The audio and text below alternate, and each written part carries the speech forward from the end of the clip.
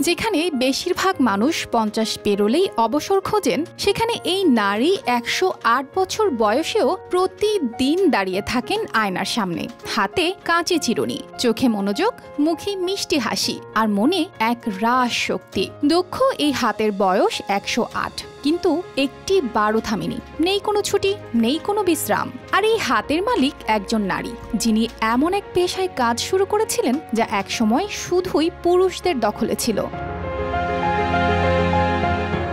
জাপানের তোজিকি শহরের ছোট্ট এক দোকানে আজও চলছে তার কাঁচির শব্দ।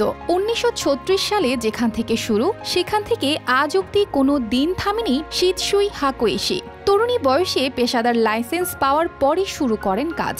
এরপর স্বামীর সঙ্গে মিলেই চালু করেন নিজের সেলুন। তখন থেকেই তিনি ছিলেন এই শহরের গল্পের একজন বুননকার। চলতি বছরে 5ই মার্চ গিনেস ওয়ার্ল্ড রেকর্ডস আনুষ্ঠানিকভাবে তাকে স্বীকৃতি দিয়েছে। 108 বছর ও 15 দিন বয়সে তিনি এখন বিশ্বের সব মশার বিরুদ্ধে সুরক্ষা দিতে এলো বসুন্ধরা এক্সট্রিম অ্যারোসল। মশার বিরুদ্ধে এক্সট্রিম সুরক্ষা। যে বয়স্ক নারী নাপিত। কিন্তু এই স্বীকৃতির পেছনে শুধু বয়স নয়, আছে জীবনের এক অসামান্য অধ্যায়। তার স্বামী বহু আগেই মারা গেছেন।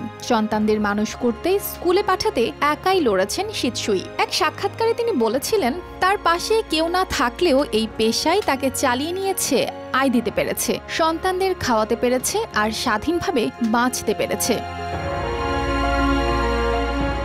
এই জীবনের পথে একসময় ছিলেন আমেরিকার অ্যান্টনি ম্যানসিনেলি, যিনি 2018 সালে 107 বছর বয়সে হয়েছিলেন বিশ্বের সবচেয়ে বয়স্ক পুরুষ নাপিত। তবে তার মৃত্যুর পর এখন একমাত্র শিতসুই রয়েছেন এই অনন্য রেকর্ডে। তার কাঁচের শব্দে যেন বাজে জীবনের ধ্বনি, ধৈর্যের, সংগ্রামের, আত্মবিশ্বাসের। তার দোকানে প্রবেশ করলেই যেন সময় কিছুটা থেমে যায়।